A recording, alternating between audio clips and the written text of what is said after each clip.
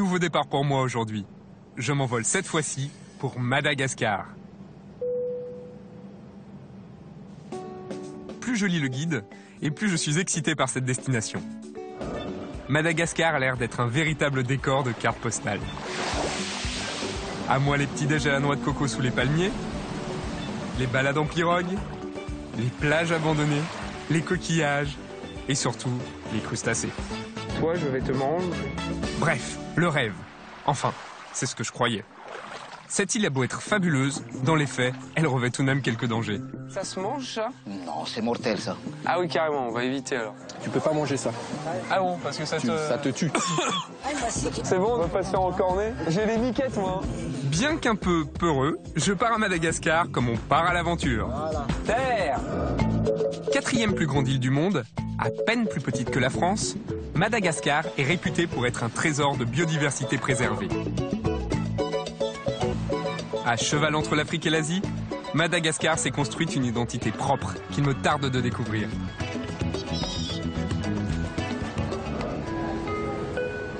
Au fait, je ne me suis pas présenté. Moi, c'est Greg. Dans la vie, j'ai 2 passions. Il y a d'abord la cuisine, dont j'ai fini par faire mon métier, et puis il y a les voyages, qui sont pour moi une source d'inspiration intarissable. Je viens à Madagascar pour ça, pour enrichir ma cuisine d'idées, de produits. Super découverte. Franchement, je connaissais pas. Et de savoir-faire. Ah, je crois que j'ai trouvé la technique là. En retour, j'ai envie d'initier mes futurs amis malgaches à la cuisine française. Je vous souhaite un bon appétit. On a des œufs mimosa. C'est excellent. Et puis, le gros défi de mon séjour, c'est de faire fusionner cuisine française et cuisine malgache. Ça a pas l'air super appétissant comme ça, mais je pense que ce sera bon. Enfin, si on y arrive.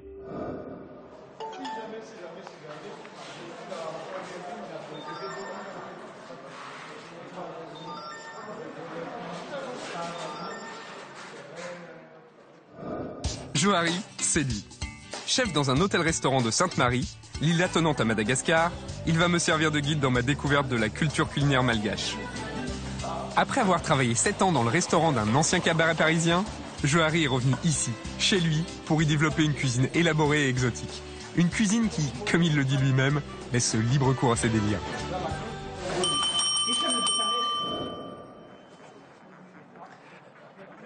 Ici, le jour se lève à peine. Il faut juste que je trouve un taxi. Bonjour, vous êtes libre? Oui, oui. Et je file le rejoindre. C'est parfait.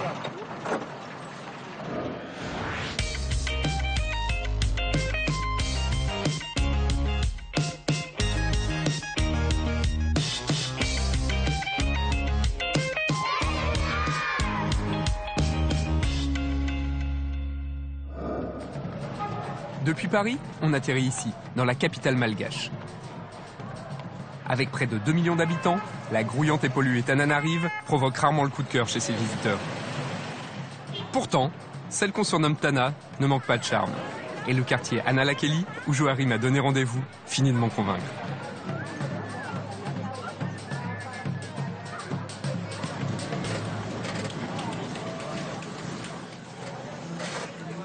Salut Johari. Salut. Décidément, là, je suis Greg. déposé au pied. Comment tu vas? Bah écoute, très bien. Alors, ce vol, ça a été? Bah écoute, bien, un peu fatigant, mais ravi d'être ici. T'as un peu faim ou... Ah bah bien sûr que j'ai faim là. Ça te dirait un petit déj? Avec grand plaisir. Allez, on y va. Je te suis. C'est par là. Des salades, des chutes. Ah ouais, c'est magnifique, hein. Analakeli, alias la petite forêt, est le cœur de la capitale. Johari a souhaité que je vienne ici pour découvrir le marché du Zuma. Zuma, c'est vendredi en malgache. Mais ici, le marché se tient tous les jours. Johari dit vrai, on y trouve de tout. Quelques rares produits me sont familiers. Ça, j'en ai vu aux États-Unis, c'est Black Eyed Peas.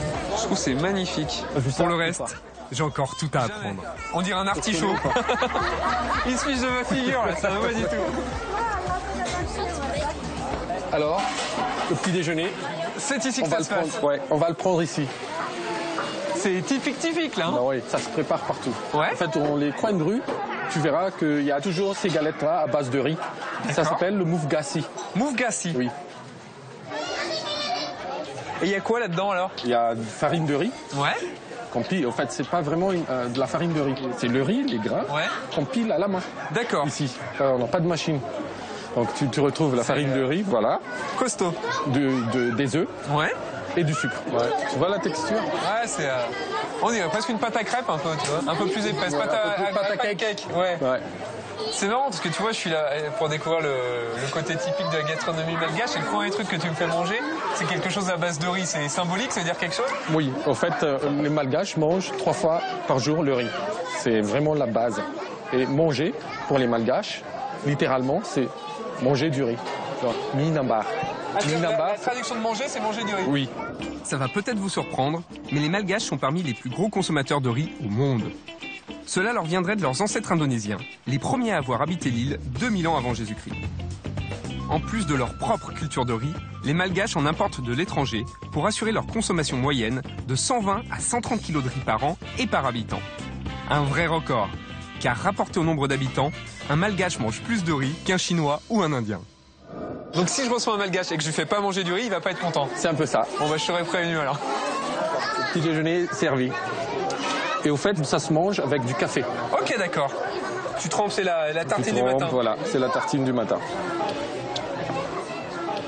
Ah, en effet, c'est très moelleux. Ouais. T'as vu le porc? Ah oui, c'est super alvéolé. On dirait vraiment du blini. En plus, ça sent super bon. C'est bon, hein? Le jeu de texture est très agréable. C'est fondant à l'intérieur et vraiment croustillant en périphérie. Voilà. Ce qui est marrant, c'est que tu as le parfum du riz quand même. Voilà. Très très bon, hein. Félicitations. Je vais quand même prendre un petit souvenir. Voilà, immortalisé. On peut donc reprendre notre tour dans le marché.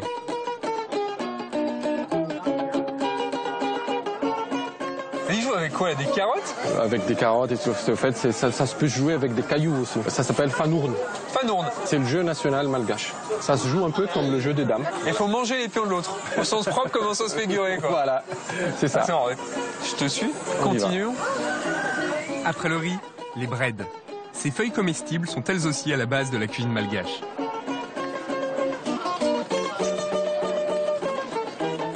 Dans tout le foyer, Ouais. tu trouveras ça.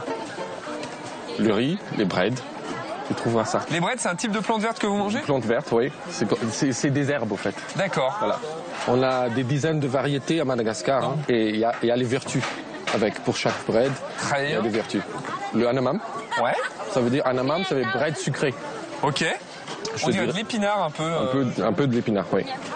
Et ça, la vertu, c'est que si tu es à l'hypertension, Ouais. tu peux pas manger ça. Ah bon, parce que ça te... Ça te tue direct. C'est presque instantané. Ah, parce que ça te donne de la tension. De la tension, ouais. Grave. Autrement, ouais. Faut être au courant un peu voilà. de son état de forme, quoi, avant de Ouais. goûter tout ça. Ouais, voilà. Celui-ci, c'est très Ouais. important aussi. Quand il y a un peu de velours comme ça, Ouais. il faut faire attention. D'accord. Pourquoi? Parce que ça te rend stérile. Ah, stérile, j'ai cru que ça te rendait chaud comme la vraie. Non, stérile. Non. Ok. Alors, qui te rend vraiment chaud, Ouais. en fait, c'est ça. C'est le bread mafan. Bread mafan, ouais. Ça veut dire chaud. Ok, Bread d'accord. chaud. Ça a un goût, tu peux goûter. Hein. D'accord. Qu'est-ce que ça fait? Et 10 mois après, Tu vas plus me tenir, hein, fais gaffe. vas-y. Je mange comme ça? Bah ouais. Tu manges En entier? En entier. C'est un peu acide, c'est pas mauvais. Ah, ça. Oula, ouais, oh. Non. Ça me fait saliver, c'est étrange quand même. Non, mais c'est bizarre ça. C'est bizarre. Ça endolorit un peu, ouais. Ça anesthésie un peu la bouche. Ça passe vite là, l'effet? Non, ça reste un peu. Ah, C'est ça ce qui est agréable. c'est agréable. Et du coup, ces herbes, on va avoir l'occasion de les cuisiner? Oui, bien sûr, t'inquiète pas, patience. T'as rendez-vous avec Madame Farah, Ouais. qui cuisine très bien le plat traditionnel malgache, le roumaza. D'accord. Je ne dirai pas plus, tu verras. Ce marché est un condensé de cuisine malgache. Rien de tel en ce premier jour pour me mettre l'eau à la bouche.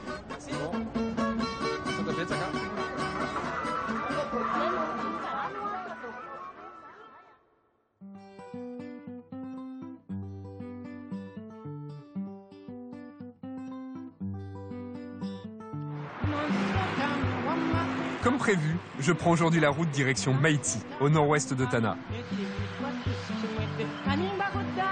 C'est dans ce village que vit Farah, l'ami que Johari a souhaité que je rencontre.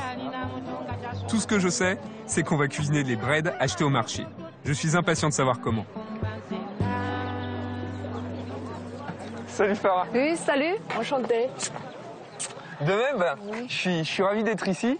Oui. J'ai ramené les breads que j'ai acheté avec Joar sur le marché, mais il y a quelque chose que je comprends pas. Il m'a dit, va voir Farah, elle va t'apprendre à faire la cuisine, mais je vois pas de cuisine. Oui, ici, pas de cuisine, mais c'est la place du marché des zébus. On va jeter un coup d'œil? Oui, Je allons-y. vous suis. Oui, allons-y. C'est donc avec de la viande de zébu que l'on va cuisiner les breads.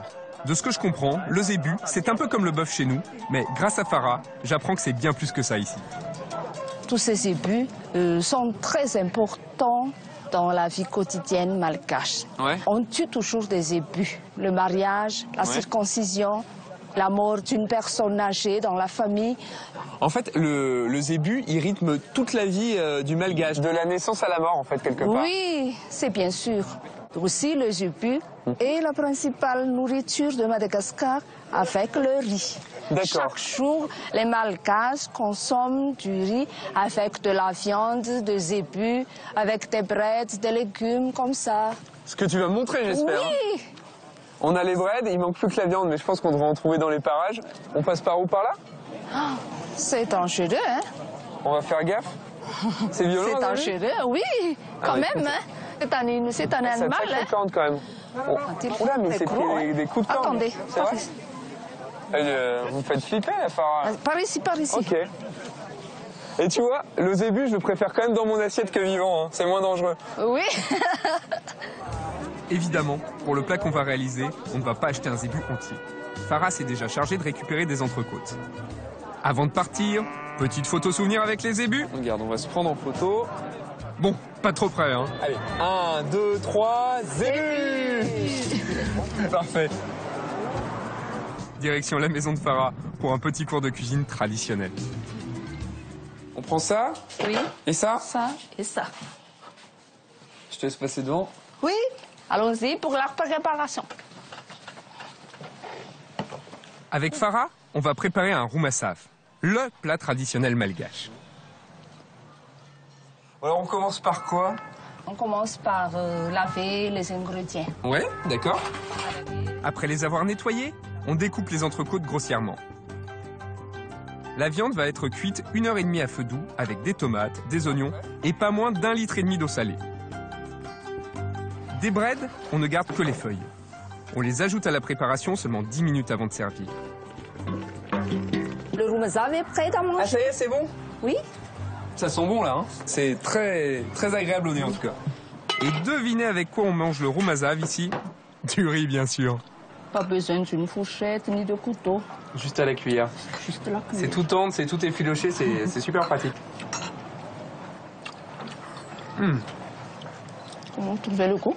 Très très bon. On a la viande qui fait penser un peu à de la viande de pot-au-feu. Et c'est vrai qu'on a cet aspect végétal avec les breads. C'est frais, tu sens que c'est sain. C'est pur quoi, c'est autour du produit. Impeccable. D'ailleurs, ce que je vais faire, c'est que je C'est vais en reprendre. pourquoi les Malgaches ont une espérance de vie de 70-80 ans à peu près. Ah, d'accord. Surtout en milieu rural. Eh ben, merci de m'avoir fait gagner quelques années de vie alors. Oui. Après ce déjeuner sain et équilibré, il est temps pour moi de quitter Farah. Merci beaucoup Farah. Oui, de rien. Si vous voulez revenir chez nous, je suis toujours là. Bah, je connais le chemin, si j'ai 2-3 doutes sur la recette, j'hésiterai pas à repasser. Oui, merci d'avance. À bientôt. Sur le retour, je m'offre un petit tour dans les rues de son village. Et regardez sur quoi je tombe. Joari n'avait pas menti. On en trouve Bonjour. partout. Je vais vous prendre un moufkas s'il vous plaît. Et je ne résiste pas au plaisir d'en manger un.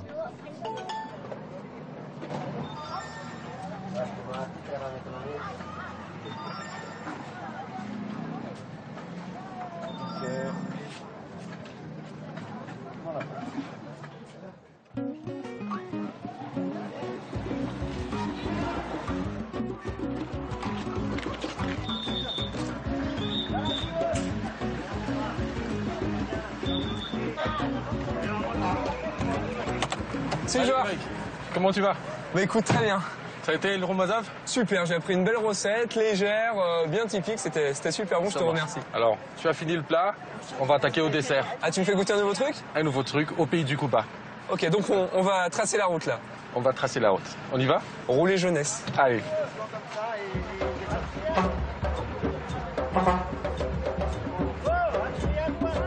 Ensuite, cap sur Talata Volonondri, à l'ouest de Maïti.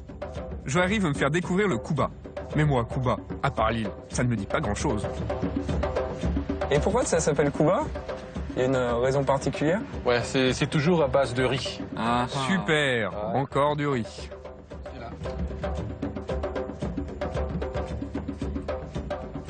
Mamie. Il a l'air content de nous voir. Oui.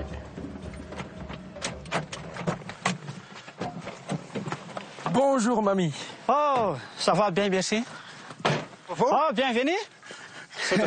Yeah. Bonjour mamie. Ah, ça va bien, Mamie. merci. Spécialiste du Cuba. Ok, d'accord. Ok. Donc c'est lui qui va tout nous montrer. Yeah. Afaka manome tsara aho malalaka. Par contre, je vais avoir besoin que tu me traduises, sinon je vais rien comprendre à la recette. Il peut bien nous montrer. Eh ben génial. Dawar. On y va mamie. Pour Johari, question Cuba, il n'y a qu'un grand spécialiste et c'est lui, Mami.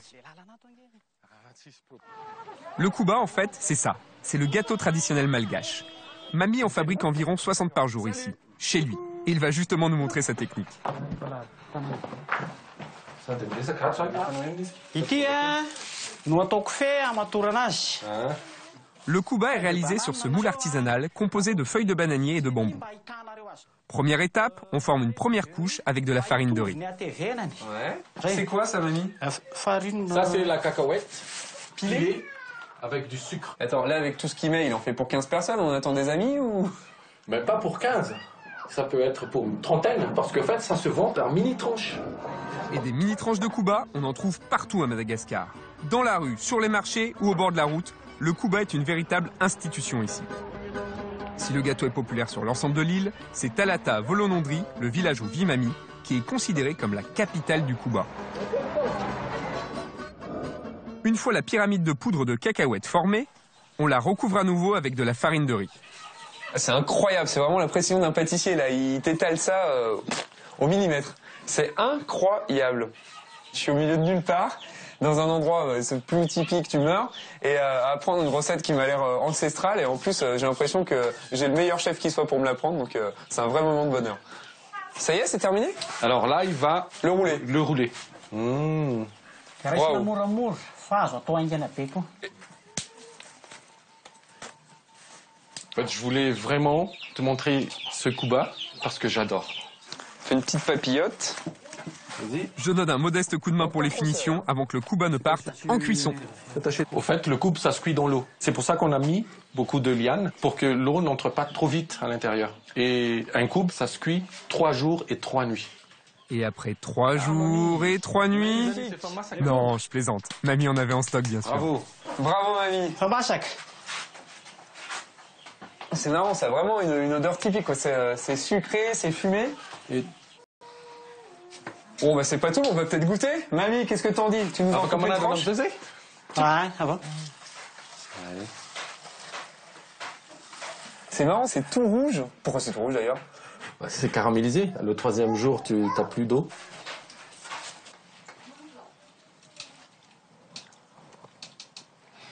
C'est délicieux.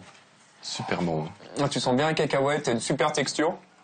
Et en même temps, c'est pas tout mou en bouche, tu vois, ça se tient bien. Et tu sens que c'est sucré aussi.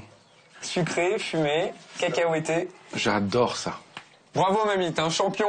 Là je crois que niveau comble, on n'aurait pas pu trouver mieux. Bien joué. Merci. Bon, j'emporte un petit souvenir. Merci mamie. Merci. J'ai le droit? Eh ben merci, sympa. Merci beaucoup. Hein. On y aura passé la journée, mais ça valait le coup. Le Cuba, c'est assez inoubliable comme découverte. Retour à Tana pour Johari et moi. Demain, à l'aube, j'ai une surprise qui m'attend.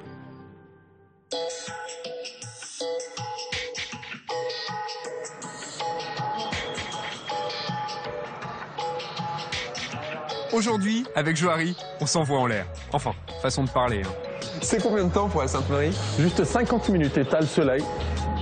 Dans 1 heure à peine, on atterrira chez Johari, sur l'île de Sainte-Marie, à l'est de Madagascar.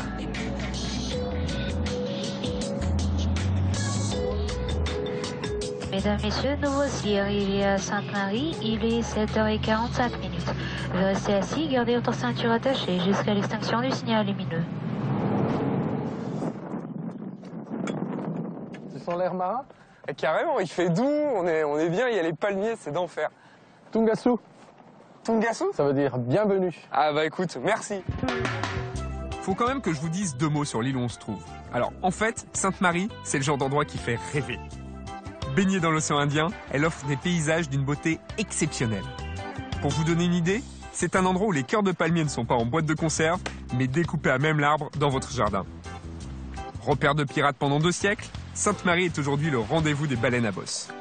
Chaque année, de juillet à septembre, elles viennent ici pour se reproduire et mettre bas, offrant un spectacle à couper le souffle.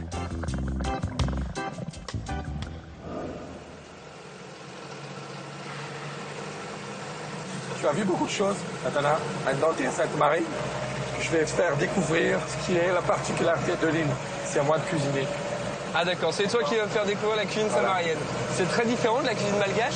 Il y a une influence créole, mais ce sont les produits qui différencient au fait la cuisine samarienne. Tu verras, en fait, tout est frais ici.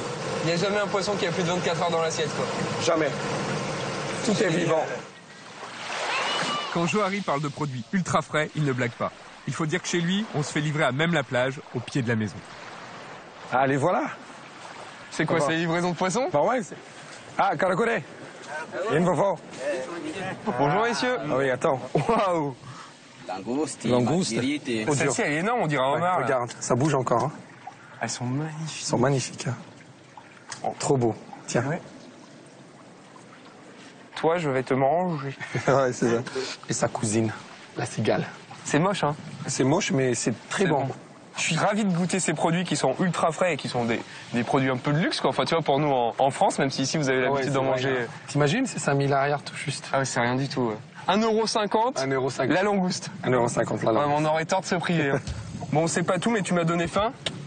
On passe au fourneau? Allez, on y va. Merci, messieurs. Au revoir. Merci. Au boulot. Au boulot. On commence par la découpe des crustacés. Johari s'occupe des langoustes et moi des cigales. Voilà. On y est. Carte et t'enlèves. On enlève les boyaux. Ça risque de donner une amertume, non? Oui. Pour accompagner les crustacés, Johari prépare une marinade d'enfer avec de la sauce tomate maison, de la sauce soja, du jus de citron vert, du gingembre, de l'ail haché et du poivre doux de Madagascar. Je prends des notes car ça, c'est un truc à refaire chez soi. Ça sent super bon. Alors, ce qui est très marrant, je trouve, dans cette sauce, c'est qu'on a à la fois des produits typiques des îles, on a du gingembre, on a des produits asiatiques type la sauce soja, et en même temps, on a des produits qui me sont très familiers, tu vois, la sauce tomate, l'ail. Je me demande vraiment comment on va faire pour le plat fusion, parce que ta cuisine, elle est déjà fusion en soi. On va se débrouiller, t'inquiète pas. Tu seras gentil avec moi. Le romarin, c'est pour badigeonner sur le gris. Ah, tu vas t'en servir comme d'un pinceau. Et ça donne du parfum. Ça donne du parfum. Tu prends la sauce pour les langoustes? On y va. La braise est chaude? Elle est chaude. Il y a même de la flamme. Allez. Cigale. Comme ça même le barbecue, hein. Oui. La coquille fait barrière. Je te laisse me prendre la sauce? Vas-y. Voilà. Et j'y vais franco, là. Franco. Voilà. Bien nourrir la chair. Voilà. Allez, on les retourne? Allez. Vas-y, tu prends l'antenne. Ouais. Vas-y. Attention. C'est chaud, cette bestiole-là. Et avec 1, 2, 3. Hop là. Pour la cuisson, 5 minutes de chaque côté sur le grill suffisent. Je veux dire, si je dois me cramer les doigts, je veux bien que ce soit pour de la langouste et de la cigale. On passe à table? On passe à table. Je te suis. On y va. Pour partager notre festin de crustacés, Johari a convié sa femme Myriana et leur amie Anjara. C'est délicieux. Il y a déjà la langouste qui est exceptionnelle. Il y a le goût de la tomate qui arrive par-dessus. On a le goût fumé du barbecue. Ouais. Et en plus, il y a la petite acidité du citron qui relève le tout. C'est vraiment exceptionnel. C'est exceptionnel. Alors, cette cigale. La chair me fait un peu penser à la langoustine. Assez fine. Elles sont bons. C'est délicieux. C'est meilleur. C'est encore meilleur parce qu'on a tout autant de goût que pour la langouste, si ce n'est plus. Et en même temps, on a une chair qui est beaucoup plus fine, qui fond vraiment sur le palais. C'est ça la cigale.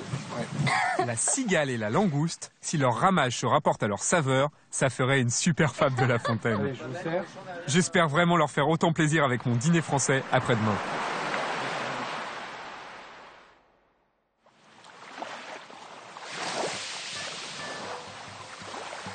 J'en ai rêvé, Sainte-Marie l'a fait. Je prends aujourd'hui mon petit-déj sous les cocotiers.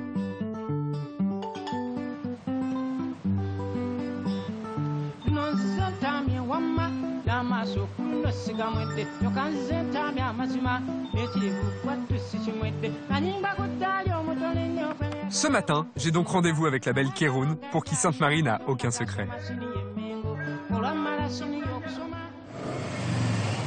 Bonjour Greg. Salut. Kéroun. Enchanté, Kéroun. Au programme aujourd'hui, j'ai non seulement le droit à une découverte de l'île à dos de quad, ça, c'est déjà un bonheur. Mais je pars aussi et surtout à la rencontre de Nono et Rachel, deux amis de Kéroun qui vivent dans la baie d'Ampanini. Kéroun est formel, ils font les meilleurs crabes de toute l'île. Et quand Kéroun dit ce genre de choses, vous pouvez la croire. Bonjour Greg. Bonjour. Ça va? Voilà, je vous présente... Enchanté, Grégory. Nono, en santé. On vous propose de visiter la mangrove, en fait, c'est nos atouts. D'accord. Donc il y a ma femme Rachel, chef la cuisine. C'est elle qui vous montre comment faire. Donc en fait, là, vous m'emmenez à la pêche et ensuite, on va cuisiner. Exactement. Donc, Bon, on peut aller sur la pirogue? On y va. Allez, Ça fait plaisir, c'est parti. c'est parti. Décongéler. Tu veux de l'aide? Allez, Vous voulez de l'aide? on va pousser. Attends. Merci, Kéroun. Voilà. Allez. Je garde le dos? Par là. Comme ça, là, c'est Et bien? tourne comme devant, Non, parce devant, que là, c'est ok. devant. Oh là. Là, on y va. Vous êtes prêts? parti. C'est parti. Tiens. Salut, les filles. Allez, à tout à l'heure. Allez. Voilà. En route pour l'aventure. Pour aller pêcher le crabe, il faut d'abord passer par la mangrove, un écosystème fabuleux qui s'étend sur les rives du fleuve. Ah, c'est génial, là, Nono. C'est mieux que Venise.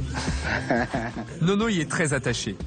Il faut dire qu'ici, la mangrove les protège des cyclones. Les arbres, là, ce sont des palétuviers. Ils se reproduisent ici grâce à l'eau saumâtre. Mais aussi, grâce à elle, les gousses de palétuvier. Et ça se mange, ça? Non, c'est mortel, ça. Ah oui, carrément, on va éviter, alors. Faut pas confondre avec une gousse de vanille, alors. Faut pas le confondre, il n'y a pas des vanillés dedans. Non. Ok, bon, pour le côté Indiana Greg, on repassera. À l'évidence, je ne suis pas encore tout à fait mûr pour l'aventure. Allons plutôt voir si Nono a attrapé un crabe dans une de ses nacelles. Notre déjeuner en dépend. Donc là, je suis en train de voir comment c'est. Donc on enlève d'abord les piquets, comme ça. Ah! Il y en a un? Il y en a un crabe, des gros crabes, énormes crabes. Là. Ouais, je croyais que ce serait des tout petits, là. Énorme crabe, ça pèse combien? Ça pèse 1 kilo, 1,5 kg, un crabe. Sacré bestiole, hein. Mais là, tu fasses attention avec les doigts, hein. Parce que là, c'est énorme, ça. On va sortir. Ah bah moi, les doigts, je les cache, hein, parce que j'en ai plus beaucoup. Donc là, pour sortir, c'est pas facile, parce que par rapport à la nasse, c'est costaud, hein. Ouais. On a Donc j'ai fait doucement, hein. Comme ça, il attaque pas mes doigts. Hein. Faut pas l'énerver. Faut pas l'énerver, voilà. Elles sont balèzes, les pinces, hein.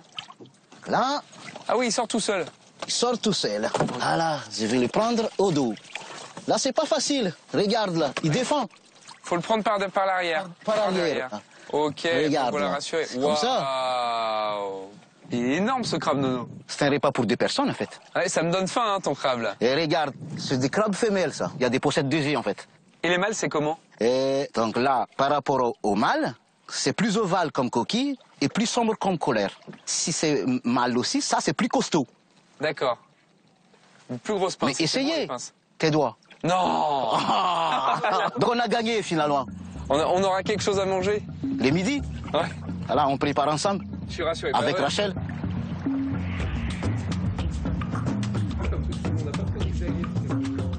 Attention, Ouais. on est arrivé. Je vais tirer la barque. Donc là, voilà. Terre. Donc on vous débarque là. Je te laisse passer devant parce que je veux pas me faire manger, là. Alors, la pêche, ça a été? On a chopé un Impeccable. crabe On a chopé énorme. un crabe, énorme crabe même. Allez, au boulot. On a gagné des gros crabes. Alors, c'est toi qui t'occupes de Bah oui, des tuer tuiles. la bête? Tu es la bête. Donc là, j'ai donné un coup de poignard. Il a pas souffert, là? Ben certainement. Ouais. Il souffre, mais pas trop longtemps. Pas trop longtemps, c'est mieux. Au lieu de mettre dans l'eau bouillante, Ok, d'accord. il souffre plus. C'est fini. Donc là, je donne les crabes à Rachel et je vous laisse. Ah, maintenant, c'est la cuisine. Oui, c'est Rachel qui occupe la C'est cuisine. l'affaire de madame, c'est la reine. C'est la reine, ouais. Sur le bateau, t'es le roi et dans la cuisine, c'est la moi, reine. j'ai fait seulement la pêche, moi. C'est vrai. Un petit bisou pour lui souhaiter courage. Ah. Allez, Rachel, on y va. Bon, j'aime les crabes morts. Ouais. On nettoie bien. On nettoie bien. On fait comme ça. On enlève. Ah, là, c'est la poche à eux. Et je fais comme ça. Ah, c'est shining, hein, votre truc. Là. Et je nettoie bien. Hein. Ouais. Faut pas confondre avec sa propre brosse à dents. Le matin, ça fait pas la même haleine. Hein. Brosse à dents. Brosse de crabe. Hein. Voilà. C'est pas brosse à dents, ça. Brosse de crabe. Brosse de crabe. Alors, on fait quoi, là, maintenant, Rachel? Je prends le crabe nettoyé pour faire cuire dans une marmite. Premièrement, la sauce. Les tranches des oignons. Pour sa sauce, Rachel commence par faire revenir un oignon tranché dans un fond d'huile chaude. Elle ajoute ensuite du concentré de tomate, des tomates en cubes. Et le curry grec. Et du curry donc. La sauce cuit ensuite à l'étouffer quelques minutes. Bon, je suis venu pour cuisiner le crabe de mangrove. On n'a pas encore cuisiné le crabe, mais le fond de sauce a l'air super bon. Je prends Ah, enfin le crabe. le crabe. Et là, on peut le mettre dedans. Bon, je mets dans les marmites les crabes bien nettoyés. Voilà. Pendant que le crabe cuit, Rachel et moi, on s'attelle à râper de la noix de coco. C'est comme au cinéma, elle est magnifique. Hein. Je prends la râpe traditionnelle. Le panier. Le panier, comme ça, pour râper. Ok, il faut s'asseoir dessus? Oui. La râpe de coco comme ça. Et ça marche bien, hein. Ça paraît tout simple avec ces cocos, mais C'est très sympa, hein. ça envoie. Simple. Je peux essayer, Rachel? Oui. Eh ben, dis donc, c'est très pratique. Hein, donc. Ouais.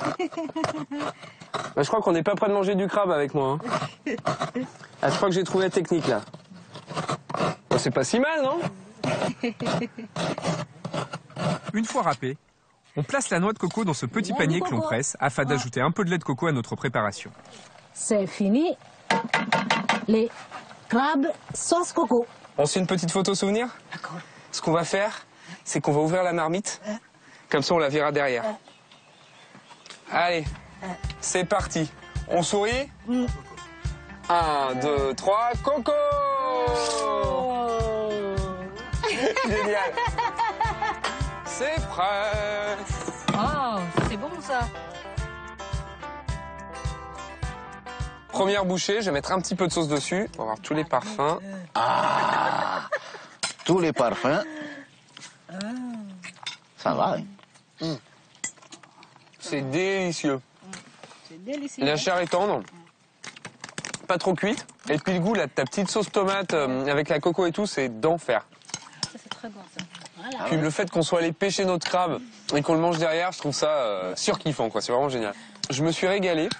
J'ai appris une très belle recette. Donc, pour vous remercier tous les deux de m'avoir appris à pêcher et à cuisiner le crabe de mangrove, j'aimerais bien vous inviter à mon tour, parce que je vais faire un repas français. Vous venez un peu en avance, comme ça, Rachel. Je te montre une recette, tu vas cuisiner avec moi. Et j'espère que ça plaira à Nono, parce que c'est un fin palais, il est habitué à manger ta cuisine. Ça fait plaisir, Greg. La journée se termine aussi bien qu'elle a commencé. Demain, pour mon dîner français, il va falloir que je cartonne pour les remercier de leur générosité.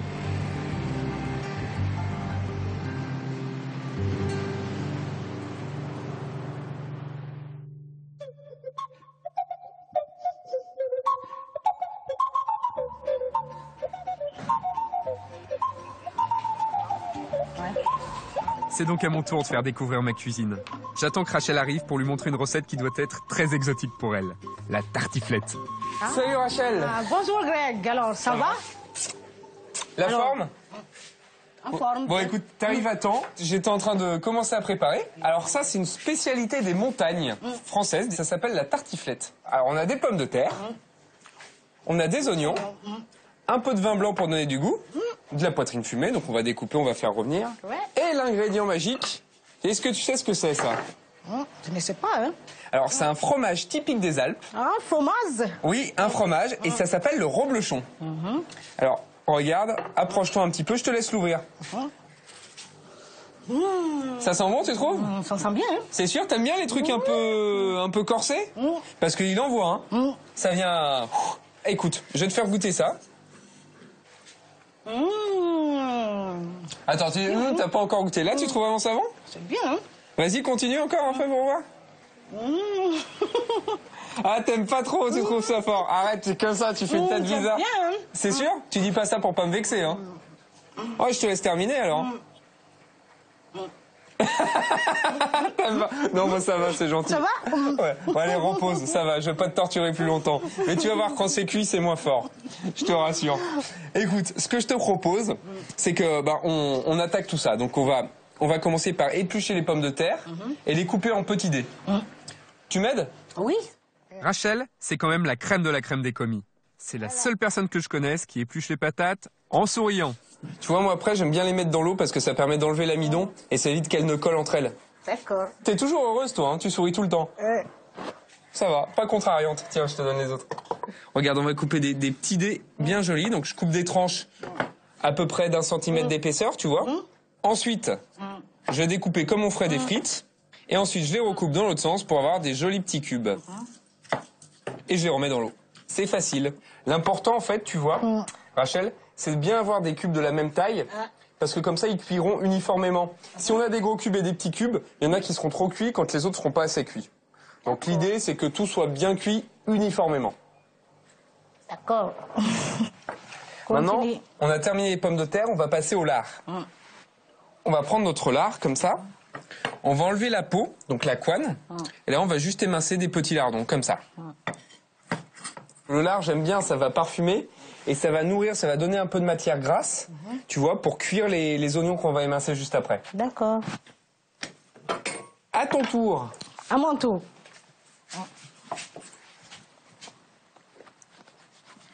Alors, on enlève bien la couenne. Comme ça. Super. On va les mettre dans la petite assiette. On passe ensuite à la découpe des oignons. Tu coupes très rapide, hein? Ah, tu trouves? Ce que j'adore, c'est qu'on est en train de découper les oignons et en même temps, il y a le coucher du soleil, il y a le bruit des vagues. C'est presque romantique, la tartiflette. Bon, je vous rassure, tout ça est en tout bien tout honneur. Si la température monte en cuisine, c'est juste parce qu'il est temps de passer à la cuisson. Après avoir précuit les lardons, l'oignon et les pommes de terre à la casserole, on les mouille au vin blanc et on met le tout au four 30 minutes à 200 degrés. Il ne reste plus ensuite qu'à déposer le reblochon en surface pour qu'il gratine. Et là, tu vois, Rachel, on laisse 10 minutes sous le grill. Ah! Bonjour Greg. Je te fais la bise. Ce soir, en plus de Rachel et Nono, je reçois Anjara et Mirana que j'ai rencontrés chez Johari. Salut chef. Ça va, tu vas bien? Johari, bien sûr, qui est de la partie, et puis il y a aussi Kéroun, ma guide sur Sainte-Marie. Je te laisse t'asseoir. Je peaufine un ou deux trucs et je suis là dans 5 minutes à peine. En entrée, j'ai pensé à un classique français, les œufs mimosa. Une façon originale de leur faire goûter cette recette française traditionnelle, car ici, on mange surtout les œufs en omelette, avec du riz bien sûr. Pour la garniture des œufs, je commence par mélanger du jaune d'œuf, de la moutarde, du sel, du poivre et je monte le tout à l'huile. Une fois la mayonnaise montée, j'émiette des jaunes d'œufs durs. C'est d'ailleurs de là que vient le nom, car regardez, on dirait du mimosa. Un peu en volume.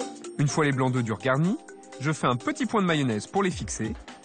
Pour finir, j'agrémente les assiettes de petits croûtons, de tomates, de carottes, de cives et de poivrons pour le visuel et le croquant. Et voilà, il n'y a plus qu'à les servir. Je vous souhaite un bon appétit. On a des œufs mimosa. C'est un plat typique de brasserie, ça. Et ça sent bon. Vous mangez beaucoup de ça alors? On mange beaucoup de ça. Disons que c'est vraiment le plat typique que tu peux manger sur le comptoir ou dans un petit bistrot à midi, vite fait. C'est plus un plat de tous les jours, mais qu'on aime bien manger parce que, bon, de l'œuf et de la mayonnaise, moi je pourrais en manger toute la journée. Enfin, si ce n'est que ça fait des petits bourrelets. Bon, Rachel, je vois que tu as terminé. Oui. Je te propose de m'accompagner. On y va. On va s'occuper de ce petit plat là. Et tu vas leur en mettre plein la vue. Regarde ton œuvre. Viens allumer tout ça.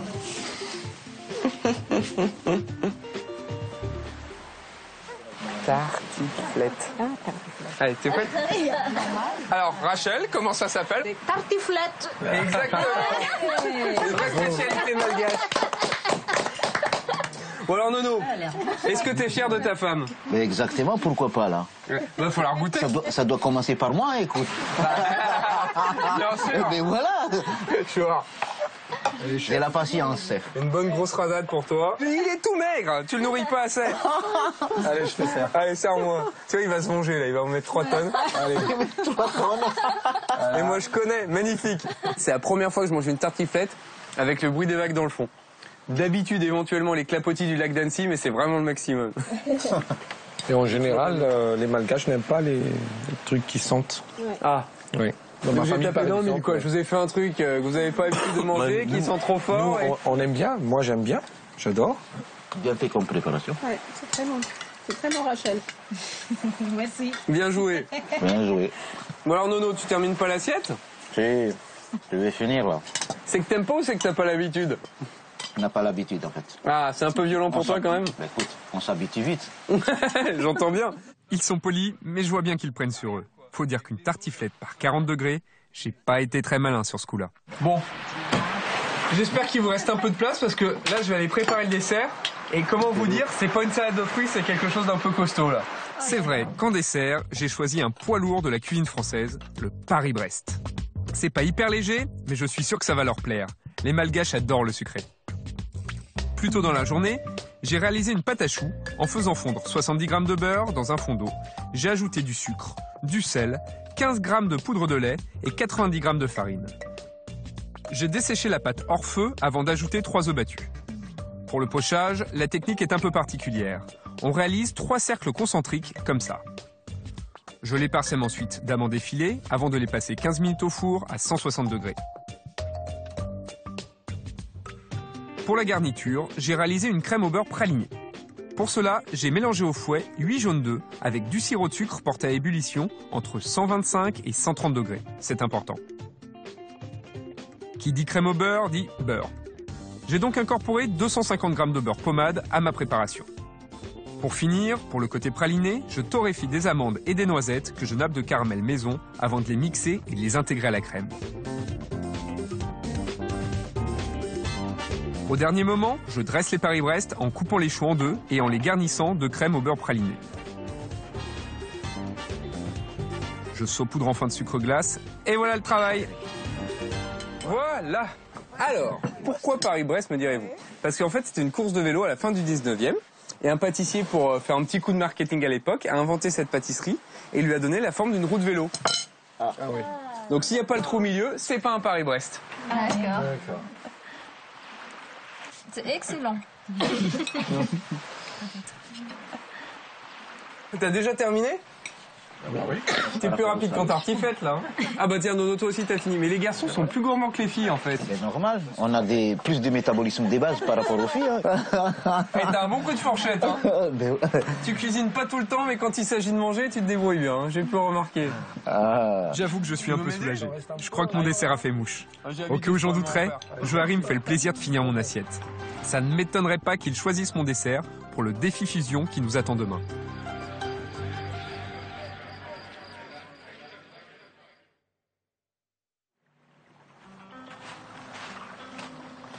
Nous y voilà. Dernier jour pour moi à Madagascar. Pour terminer en beauté, Johari et moi, on a un défi de taille à relever. Faire fusionner le plat qu'il a préféré dans mon menu français et la spécialité malgache qui m'a le plus plu. Je sais pas vous, mais j'ai une vague idée de ce qu'il a choisi. Je viens justement lui montrer ce qui m'a le plus marqué. Salut Johar! Oui, écoute. Waouh! Ah, c'est de la langouste. Maintenant, je sais quel plat tu as choisi. Hein. Elles sont belles. Hein. Si j'ai craqué sur les langoustes de Johari, c'est maintenant à son tour de me dire le plat français qu'il a retenu. Alors, regarde, devine. Les noisettes, les amandes. Ouais, mais ça sent Paris-Brest hein, quand même. C'est ça. En fait, j'ai adoré le côté grillé un peu des amandes. Ouais. Ça me rappelle un peu le goût des cacahuètes de chez nous. Ah d'accord, cette saveur un peu torréfiée. Enfin oui, c'est vrai que c'est la même grande famille, quoi. Un Paris-Brest à la langouste, ce serait trop simple. On décide plutôt de reproduire des choux en réalisant des boudins avec la chair des langoustes. C'est vraiment la forme du Paris-Brest qu'on vise, mais en réinventant les éléments du plat de Johari que j'ai vraiment apprécié. Allez, c'est parti pour le défi fusion. Première étape, la découpe des langoustes. Pas mal là, hein? Waouh. Droit en plus. Droit, t'as vu? Et comment on enlève la chair de la coquille? Elle va pas trop accrocher? À la main. À la main comme ça? Tu peux me montrer? Comme ça, à la main. Ah, ça part facilement, tu vois. Moi, je pensais que ça accrocherait beaucoup plus à la carapace. Bon, la langouste, c'est bon. On va pouvoir la mixer avec le blanc d'œuf. Ok. Je pense qu'il y a un truc qui serait bien, je sais pas ce que t'en penses, ce serait de pas trop la mixer quand même, parce que c'est un tellement beau produit qu'en faire une mousse, ce serait dommage. Jusqu'à la rillette, on va. Exactement, on fait une rillette. Ça marche. Alors. Vas-y. On regarde.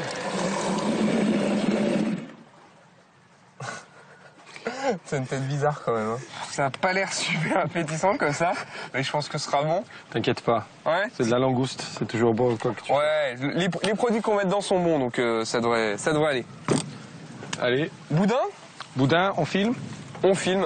Action!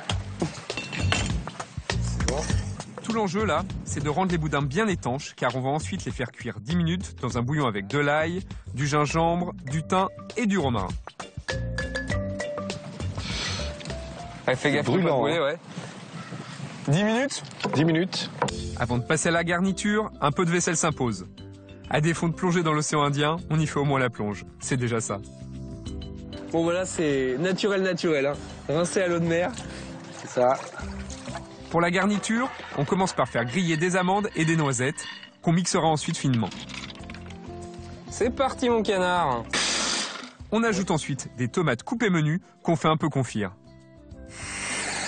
Un peu de jus de citron, ce sera pas mal. Hein. Ouais, c'est une bonne idée.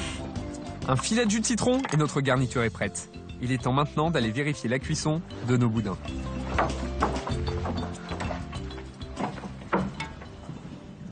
Ça m'a l'air pas mal là, c'est bien ferme. Bah oui, je pense.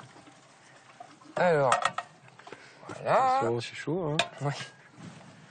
Et allez, le test ultime, on va voir si ça se tient. Suspense. Bon bah nickel, regarde.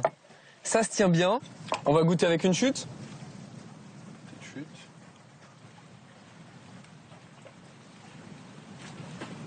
Ah, ça rend bien, j'aime bien le jeu de texture. Et tu vois, finalement, on a gardé le croquant des noisettes et des amandes. Ouais. C'est très bon. Pour le dressage, on n'oublie pas de faire un petit trou à l'emporte-pièce, au centre, pour garder l'esprit du Paris-Brest. Et on garnit les cercles à la poche à douille, dans la plus pure tradition du dessert. Pour finir, on badigeonne nos créations d'un beurre blanc, c'est-à-dire d'une émulsion beurre, vin blanc, échalote. Et on les parsème d'amandes effilées pour que le clin d'œil soit complet. Bon, faut qu'on lui trouve un nom. Sainte-Marie-Brest, c'est un peu long. C'est quoi le nom du village ici? Voulave. Ah ouais, donc on oublie. Voulave, Brest. Ils sont en train d'arriver. Bon allez, on tranche dans le vif. Sainte-Marie-Brest, t'as dit? C'est un peu long. On la joue facile, on fait Marie-Brest. On ça te va? sur Marie-Brest alors. Allez, Marie-Brest, c'est bon. Marie-Brest. Pour goûter nos Marie-Brest, on va avoir affaire à un jury intraitable. Les enfants de l'île sont réputés pour être aussi gourmands que gourmets. Salut les enfants, ça va? Ça va? Alors, qu'est-ce qu'on aime manger? Vous mangez quoi, vous, à la maison? Ah, vous êtes des vrais malgaches, hein? Normal. Alors là, on est désolé, mais on n'a pas fait de riz. À votre avis, est-ce que c'est sucré ou est-ce que c'est salé? Sucré. Alors, pas de chance, parce que là, c'est pas sucré. On a triché, on a mis de la langouste dedans. Ça vous tente ou ça vous tente pas? Ah, alors, ça va être chacun son tour. Vous êtes combien? On va compter. 20. 20? Ok. On dit comment 20 en malgache? Repol. Repol? Et ben voilà. Je découpe donc Repol part sur l'air de l'hymne national, s'il vous plaît.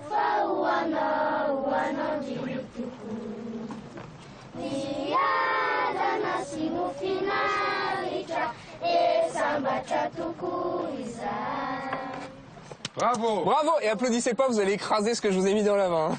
Je vais en donner un à Jojo. Prendre un. Et à 3, on mange tous ensemble. Ok?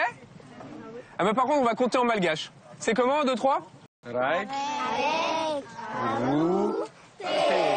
Allez!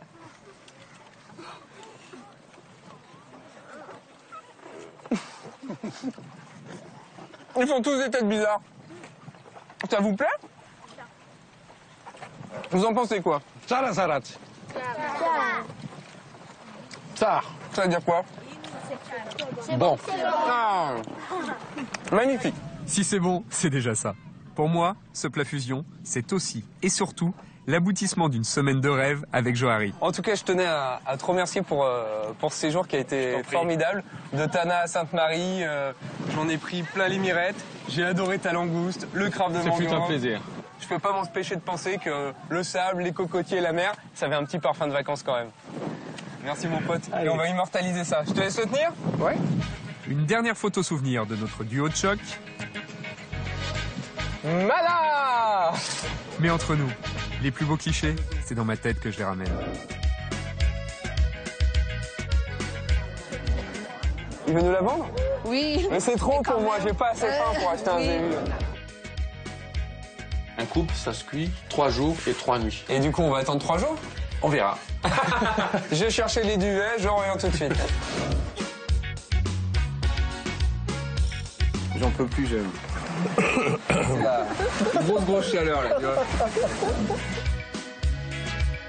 Tu trouves pas que ça sent un peu une partie du corps, qu'on s'est mal lavé, non? Ça sent pas un peu les pieds? Tu trouves pas? Non, ça va? Ça ressemble quand même à du fumier, hein.